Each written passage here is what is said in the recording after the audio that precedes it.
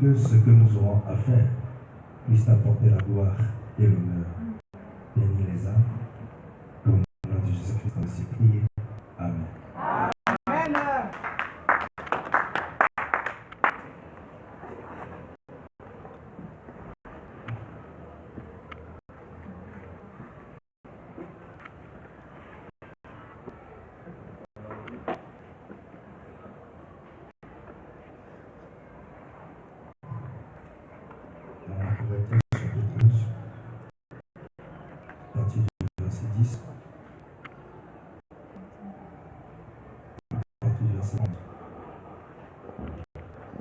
Un seul et un esprit opère toutes ces choses, les distribuant à chacun en particulier comme il le veut.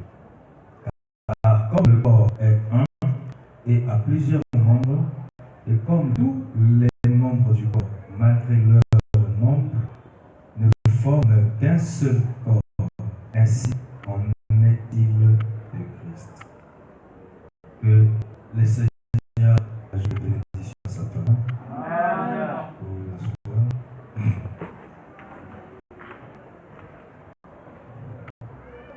Nous sommes très heureux que Dieu nous ait accordé sa grâce et le souffle de vie.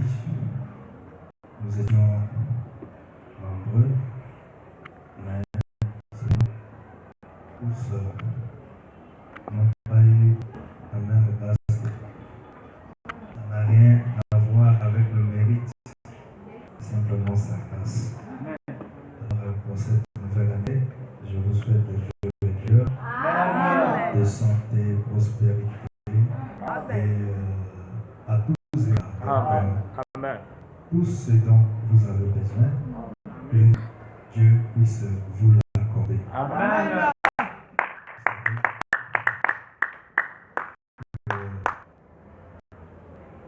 Dieu, pour accomplir quelque chose dans notre vie, il a déjà placé ça. Mais il veut que chacun, celui qui est concerné, adopte une attitude, une personne qui possède déjà la chose que Dieu a eu déjà placée. Et voilà, parle de Thomas Edison. Comment est-ce que dans l'invention des appareils luminaires qu'on devait utiliser avec le courant, il a eu à travailler avant d'aboutir au résultat 9999 fois. Donc, il a fait, ça va marcher, il a fait, ça va marcher, il a fait, jusqu'à ce qu'il a eu la solution. Et frère Madame, il dit, un vainqueur ne lâche jamais. Lorsque, et ce matin, j'avais vu comment est-ce qu'il était en train de parler de cela. Il dit, quand quelqu'un tombe, il doit se relever. Amen. Il ne devrait pas rester à même le sol. C'est le type d'un chrétien. Lorsqu'il chute, il ne faut pas qu'il reste dans la chute. Il faut qu'il puisse sortir et marcher fort. Donc, les promesses ou les vœux, ça existera. Mais il sera fait à chaque selon sa foi. Mais nous les souhaitons afin que lorsque cela tombe dans les oreilles d'une personne qui a la soif que ces choses s'accomplissent en lui, ça lui mettra dans une attitude, un engouement, comme si déjà il possédait la chose. C'est même le principe de la foi. Lorsque vous demandez quelque chose, vous voyez, demander au présent, voyez déjà que vous l'avez reçu au passé. Donc il faut repartir d'abord et vous le verrez s'accomplir. On nous demande simplement que nous puissions, la chose que nous demandons aujourd'hui, nous adoptions un comportement comme si on l'avait déjà. La foi, c'est la folie. Hein? Les principes de la foi, c'est de la folie.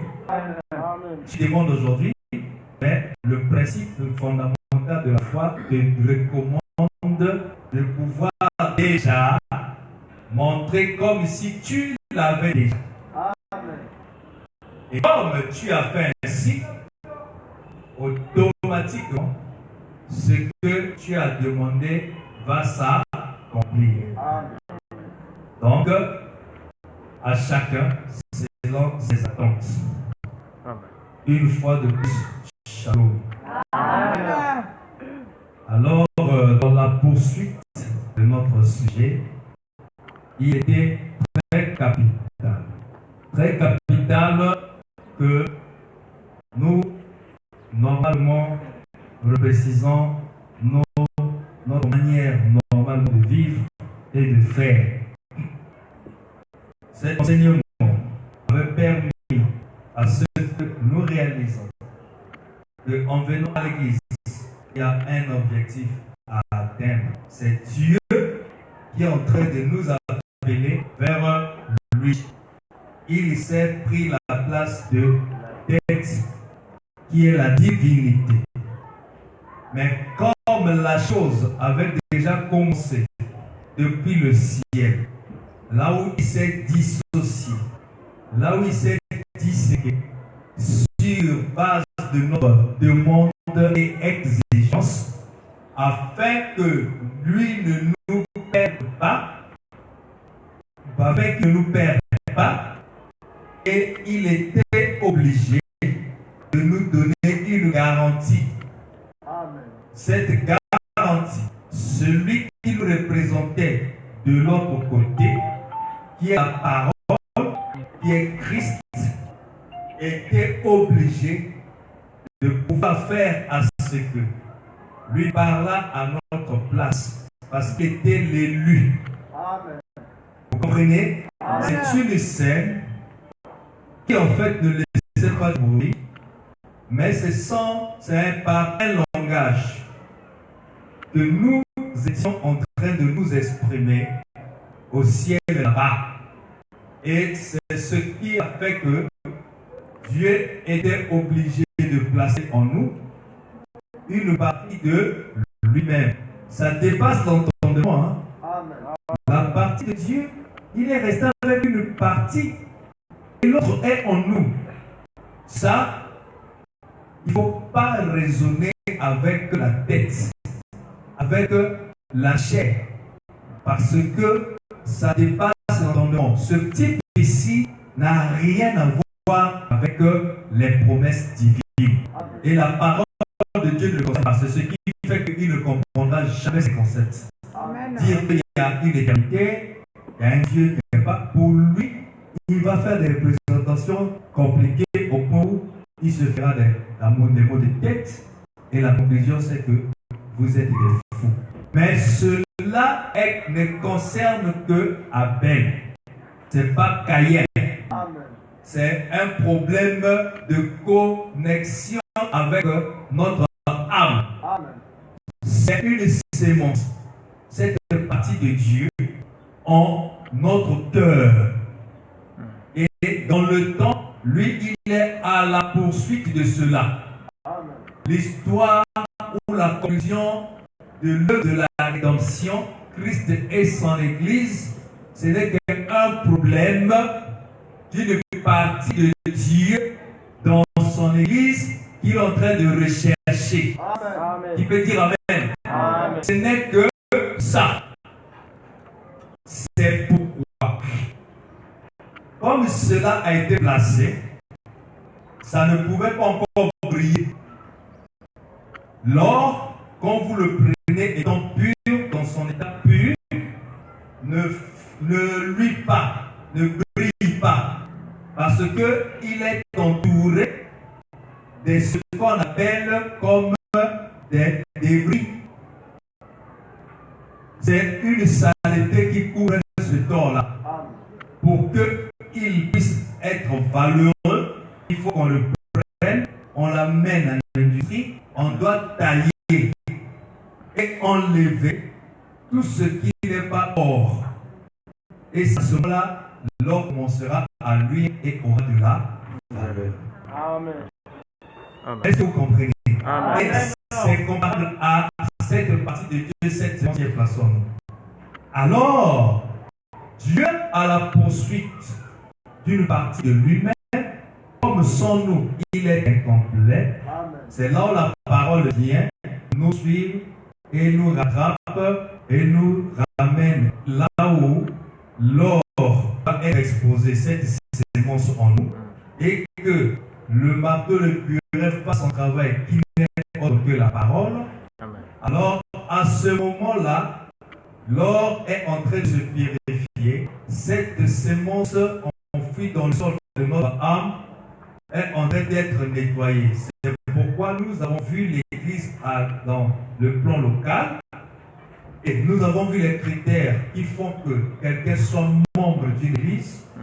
Mais on s'est dit nous devons encore marcher parce que rester secondaire comme membre d'une Église ne sauve pas. Il faut aller maintenant vers le salut. Et c'était la condition dans laquelle les vierges folles, dans l'attente de la vie de l'époux, se comportaient, pensaient que la chose s'arrêtait du fait qu'elles étaient venues attendre l'époux.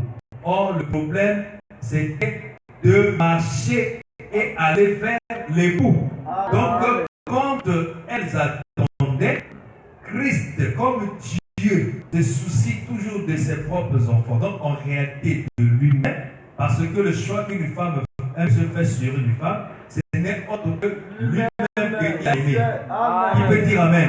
Alors, c'est à ce moment-là que Christ, à la poursuite de le bien de lui-même, il envoie un messager. C'était la voix de minuit. Vous voyez que c'était la voix qui s'est retentie dans la nuit. Amen. Qui peut dire Amen? C'était au milieu de la nuit que l'Église avait entendu la voix qui leur indiquait là où se trouvait l'époux. La minuit, c'est là où le soleil disparaît. C'est là où tout est sombre. C'est un moment très difficile de la vie d'un chrétien. Mais c'est à ce moment-là qu'il a la capacité d'entendre la voix de son Seigneur et de son Sauveur qui dit ne t'en fais pas. Malgré les moments difficiles, je sais ce que toi t'endures. Je connais les différents moments de difficulté. Mais sache-le que l'époux est le consolateur. Voici l'époux.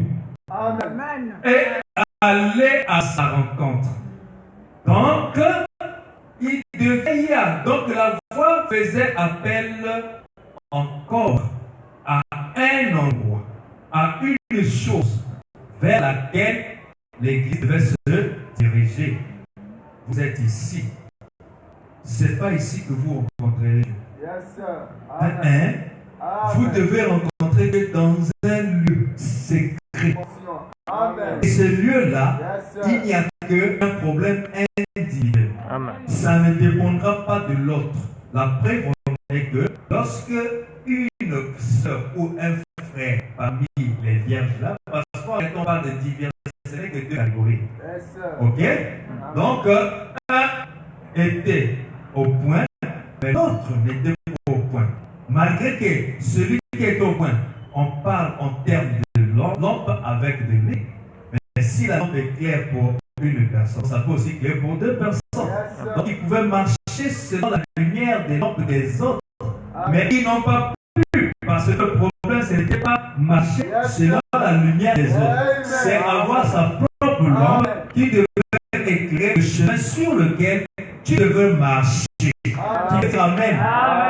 Tous avaient entendu le même message du messager qui est le pasteur. Mais ce n'est pas tout le monde qui a parvenu de pouvoir là où se trouvait l'époux. L'époux était un mystère parce qu'elles étaient enseignées à l'église. Elles ont quitté la maison. C'est là où nous avons vu les trois étapes. En quittant la maison, vous voyez où c'était la justification. Ils sont encore ça. Mais jusqu'à ce qu'ils devront encore venir à l'église, là où ils étaient. Donc, en quittant la maison en chemin, ils sont appelés l'église, c'était la justification. Mais ils devaient venir dans l'église qui est normalement un rassemblement. C'était la sanctification. Mais ils ne devaient pas s'arrêter par là. Le grand problème, c'est aller rencontrer la personne pour laquelle Amen. vous, tous les jours de votre vie, vous combattez, vous luttez, vous essayez de laisser ceci, d'abandonner cela, à cause simplement de cet homme-là. Parce que lui, il a ses exigences. Amen. Dis Amen. Là, nous avons regardé que oui, effectivement, la justification, c'est une personne, c'est un verre qui est sale, qu'on a pris dans la poubelle. Mais jusque-là, on ne l'a pas encore nettoyé. Et si on l'a pris, c'est que l'utilisateur ou le maître aura un travail à faire avec ce verre. C'est pourquoi celui qui a remplacé, qui a représenté nous autres, l'épouse, en cet âge-ci, appelé William Aaron Branham, la voix vient lui dire: ne souille pas ton corps, car je l'utiliserai quand tu seras grand. Donc Branham devait passer à des différentes étapes pour entrer dans ce corps-là. C'est pourquoi il devait maintenant Dieu, comme il avait commencé à l'utiliser. Voyez-vous, parce que depuis son enfance, il était consacré. Mais vous remarquez que Dieu l'enseigna la sanctification, parce que la justification, il était déjà au point. La sanctification, il ne devait pas accepter la saleté dans son part, dans la barbe. Et lorsqu'il devait arriver à l'étape où effectivement il doit grandir, alors personne ne me dirait le contraire, que la vie serait valable depuis son enfance, la vie n'importe quoi. Non. Mais on a comme l'impression que Dieu ne l'avait pas, n'était pas avec lui. Il était avec lui. Quand il est né, le soleil, alléluia, la lumière est apparue au niveau de la fenêtre. La même chose qui s'est passée lors de la première vue, la constellation des étoiles. On peut dire Amen. Mais Dieu était toujours avec lui. Mais qu'est-ce qu'il dit? Je t'utiliserai quand tu seras grand. Dieu était en train de prêcher à Abraham qu'il y a un âge du consommant, mais il y a aussi l'âge de la maturité. Qui veut dire Amen? Donc il devait marcher du jour au jour, regardant sa vie et se conformer à la parole. Et lorsqu'il arrive à l'étape finale, donc de la justification, en passant par la sanctification, le baptême du Saint-Esprit, il rentre dans l'adoption. C'est là où maintenant il arrive à cet état de maturité.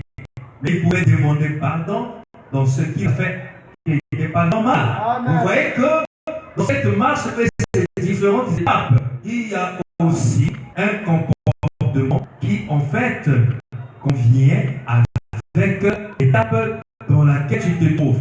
Si hier tu avais la possibilité, la capacité de mentir sans condamnation, mais la marche fera à ce que quand tu arrives maintenant à ne plus mentir, toi-même tu sais que je ne suis plus là où j'étais, quoique je ne suis pas encore arrivé là où je devais être, mais au moins je suis déjà quelque part. C'est de cette manière que le chrétien regarde sa vie, son cœur. Sinon, c'est la séduction ou un esprit séducteur en toi qui te rassure, non et merveille, croyant que tu es déjà bien, mais cependant toi-même tu sais, parce que dans cette affaire, c'est simplement l'examen de conscience. Vous remarquerez, lorsqu'ils ont entendu cette voix, qui leur demandait à quitter là où ils étaient. Ils étaient où? Dans l'église locale. Mais ils devaient aller rencontrer l'époux. L'époux devait descendre certainement quelque part. Donc, elle ne connaissait rien. Parce que si il descendait là, toutes les deux catégories, incrédule et le croyant, devaient bénéficier de la présence de l'époux. Parce que c'était le but final pour lequel elle venait à l'église. Quand tu viens à l'église, tu veux rencontrer qui? Ce n'est pas le pasteur, même à la maison, tu peux le voir même. C'est que vous venez ici pour rencontrer Christ. Mais le Christ que vous voulez rencontrer, c'est la parole. Ok? Alors, cette parole-là, Dieu exige à chacun une certaine attitude. Comment est-ce que tu veux aller rencontrer Christ avec un cœur qui ne pardonne pas? Un cœur, lorsque tu tiens quelque chose de négatif sur quelqu'un, tu n'oublieras jamais parce qu'on t'a enfoncé.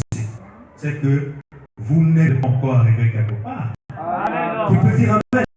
C'est pourquoi dans le processus, lorsqu'on peut dépasser toutes ces étapes, lorsqu'on arrive au baptême du Saint-Esprit, la quatrième étape d'adoption, quand on arrive ici, il faut faire très attention. C'est aussi une étape qui est très récente. Parce que c'est juste un baptême. Ce n'est pas le Saint-Esprit, c'est un baptême. Maintenant, vous devrez maintenant chercher à faire, à chercher à regarder et à examiner. Parce que la voix, en réalité, c'est quelque chose que vous êtes censé entendre. C'est un appel individuel. Même celui qui t'a amené ici, tu ne dépendras plus de lui lorsque tu aurais déjà percé une certaine dimension. Là où tu demeures, tu diras comme les amis de la femme samaritaine. C'est vrai que tu l'as invité pour venir voir celui qui a parlé de ta vie. Mais si nous croyons maintenant, ce n'est pas à cause de ce que tu as dit, mais c'est parce que nous-mêmes, nous avons vu. Oui, il faut avoir la conviction personnelle. Comment un chrétien, nous sommes devenus des chrétiens qui n'ont pas d'expérience personnelle. Donc, tu n'as rien sur laquelle ou l'accrocher. C'est dangereux. Parce qu'il faut avoir quelque chose. Lorsque les vents souffrent, tu te tiens à ça. Ça peut être un témoignage. C'est une expérience vécue.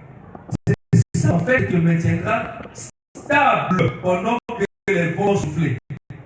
Les vents soufflent, tu perds le boulot. C'est un vent. Pas parfois ta femme te quitte. Pas parfois le boulot est fermé. C'est un vent. Mais qui est ton appui? Si tu n'as pas tenu un tuteur, la chose contre laquelle tu t'appuies, si seulement si la chose en question n'est pas solide, lorsque tu chercheras à résister, ça va se briser et tout est la chose qui est ton tuteur et le vent est quand même, vous partez dans la direction vers où le vent se dirige et vous serez emporté au gré, vous laisserez emporter au gré du vent. Pourquoi? Parce que vous n'avez pas eu un fondement solide. C'est pourquoi aujourd'hui nous avons des chrétiens mollusques. Un chrétien est de la joie. Regarde, il est de la joie lorsqu'il monte l'église, c'est-à-dire il est en train de faire quelque chose. Quand le rythme ne dépend que de lui, s'il peut dire que j'arrête, il peut venir à l'église. Donc ce n'est pas qu'on lui impose, mais il est dans la joie de se donner quand même une responsabilité. Dis non, la qualité, parce que quand je vérifie, c'est lui qui est le chef. Quand tu vérifies, c'est un petit libéral. Là où lui peut m'arrêter et continuer demain. Mais il est comme fier de se donner de ce facteur et cette responsabilité, la charge pour justifier son absence. Mais celui-là qui a quelque chose et qui sait qu'il doit exposer la chose à l'heure même et le jour même Dieu avec qui il a rendez-vous, quand ça ne marche pas et qu'il n'a pas eu le temps, indépendamment de lui, mon frère, il ne sera pas à l'aise. Et même quand il s'assente, il appellera. Qu'est-ce que le pasteur a dit? On a prêché ce quoi? Mais nombreux ici, quand il s'assente, ne cherchez pas à appeler pour demander comment est la parole. Vous ne voyez pas que ça tient pas. Donc ça fait quoi? C'était normal que tu t'assentes. Et tu attendras seulement le jour suivant. Le jour prochain, quand toi tu viens, tu ne sais pas ce qu'elle a dit. Mais renseigne-toi. Quelqu'un peut te mettre comme tu es un nègre. Lorsque lui se mettra à te faire juste le résumé de compte rendu, toi-même tu peux le voler avec des aides de dimension. Même celui qui était là ne peut pas même parfois arriver là où toi tu es arrivé. Parce que lui, on te rendra ton esprit exposé. Toi-même tu prends le reste, tu dis, oh, oui, mais effectivement, parce que même ça, ça va amener ici, ça peut. Donc tu vois que tu as la capacité de pouvoir prendre et amener au loin ce que l'oreille a entendu. Mais qu'est-ce qui fait que toi tu te sens concerné malgré que tu n'étais pas là? C'est un problème de ce qui est vrai. C'est pourquoi ne cherchons pas ailleurs. Ne cherchons pas ailleurs. La condition dans laquelle nous nous trouvons, ce n'est pas que Dieu a voulu. C'est nous-mêmes. Regardez avant qu'on arrive à cette condition. Qu'est-ce qu'on a fait pour lui? En dehors de ça, mais il nous a dit, je veux la tête et non la queue. Les épreuves viendront, mais il L'épreuve ne serait pas une occasion pour moi de voir abandonner Dieu. Amen. Donc, l'église devait quitter là où elle était restée pendant longtemps. Mais celui qui devait les faire déplacer, c'est l'ange d'Éternel. Il a regardé, il dit, bon, le temps est arrivé. Amen. Comme la vue est un mystère, ils peuvent rester ici et perdre le temps, alors que la chose pour laquelle ils sont venus chercher est déjà là. C'est là où maintenant Dieu a envoyé un messager. Amen. Amen. Qui peut dire Amen. Imaginez si la voix n'était pas apparue. Si la voix n'avait pas résonné, je voulais dire, est-ce que ces gens-là qui venaient à l'église devaient-ils savoir que l'époux est arrivé? C'est pourquoi quand on parle de la venue et que les gens connaissent, laissez-les. Amen. C'est un mystère. Yes, sir. C'est quelque chose qui n'est pas un ministère public. Amen. C'est une administration privée, mon frère. C'est pas pour tout le monde. C'est pas la fonction publique. C'est pourquoi le salaire est maigre. Qui peut dire Amen. Mais entrer dans l'administration privée, là où la chose n'est pas pour tout le monde. Frère, là, pourquoi la voix là ne s'était pas entendre à tout le monde? Frère, voilà dit, oh, il n'est pas venu pour tout le monde. Yes, sir. Avant, il ne s'est pas répondu parce qu'il n'était pas venu pour tout le monde. Il est venu pour une catégorie des croyants. Amen. Ceux-là, quand ils sont à la maison, leur pensée est toujours vers Christ. Leur pensée est toujours vers la parole. Est-ce que j'ai lu? J'ai pas lu. Et lorsqu'il n'a pas fait quelque chose en rapport avec son âme, parce que la parole de Dieu, ce n'est pas en réalité un prestige de garnir sa bibliothèque de brochures. Ce n'est pas non plus en se baladant pour que, regarde, vous êtes du message, mais la parole de Dieu, c'est quelque chose qui doit être intériorisé. Cette fois-ci, ministère de l'intérieur. Pas ministère de l'extérieur. De l'intérieur. C'est pourquoi, lorsqu'il apparaît dans Apocalypse 10, Yes, sir. il est d'abord un ange et ensuite il devient un ange puissant Yes, sir. et ensuite il devient un vieillard Yes, sir. et ensuite, alléluia, Amen. Amen. Dieu merci. Dieu merci. Jean, lorsqu'il avait vu la cause, n'étant pas résolu, il a pleuré. Yes, sir. Voilà la condition d'un vrai croyant. Amen. Il sait que moi, le but, c'est l'éternité. Mais je me rends compte que le chemin que j'ai poursuivi, ça m'amène loin de l'éternité. Apparemment, il n'y a pas de solution parce que moi-même, je suis fautif. Oh, personne n'est digne de prendre le livre et d'ouvrir le sceau. Jean a pleuré parce que personne n'était dit. Amen. Si Jean a pleuré, c'est qu'on savait pertinemment l'importance de ce livre-là. Si quelqu'un peut seulement le lire. Mais quel contenait le livre? Amen. Parce que Jean ne pleurait pas à cause simplement d'un bouquet Contenu. qui Yes, fait de la peine. Le grand problème résidait dans le contenu. yes, sir. C'est le contenu là, Amen. n'étant pas lu, n'étant pas décelé, c'est ça qui doit plonger Jean dans les soucis, dans les pleurs, Yes, sir. simplement parce que le contenu là n'est pas encore arrivé à être assimilé.